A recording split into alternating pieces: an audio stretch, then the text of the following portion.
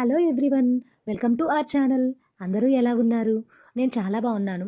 ఈరోజు మన ఛానల్లో హెల్దీ అండ్ టేస్టీ స్నాక్స్ శనగలతో ఎలా తయారు చేసుకోవాలో చూపిస్తాను.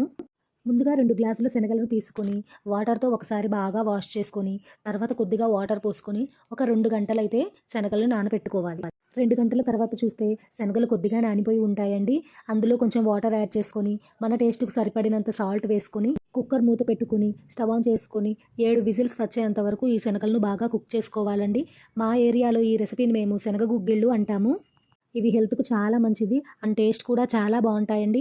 మీ హస్బెండ్స్ ఆఫీస్ నుంచి, పిల్లలు స్కూల్స్ నుంచి వచ్చేలోపు ఇలా హెల్తీ స్నాక్స్ శనగల గుగ్గిళ్ళు తయారు చేసి పెట్టండి. వాళ్ళు చాలా ఇష్టంగా తింటారు.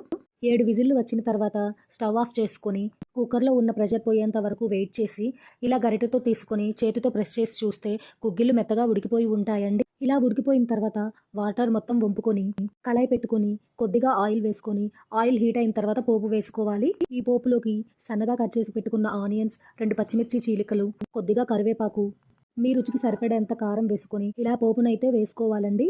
ఇలా తాలింపు రెడీ అయిన తర్వాత మనం వాటర్ వంపుకొని పక్కన ఉంచుకున్న శనగ గుగ్గిళ్ళని వీటిలో కలిపి మిక్స్ చేసుకోవాలి ఒకసారి అంతా కలిసేటట్లుగా. అంతే అండి, ఎంతో హెల్దీ అండ్ టేస్టీ స్నాక్ గుగ్గిళ్ళు రెసిపీ అయితే రెడీ అయిపోయింది. మీరు కూడా ఇలా చేసి మీ ఇంట్లో వాళ్ళకి పెట్టండి, చాలా ఇష్టంగా తింటారు. Thank you for watching. నా వీడియోస్ కనుక మీకు నచ్చినట్లయితే వీడియోకి లైక్ చేసి నా ఛానల్ని సబ్స్క్రైబ్ చేసుకొని మీ ఫ్రెండ్స్ అండ్ ఫ్యామిలీ మెంబర్స్తో కూడా షేర్ చేసుకోండి.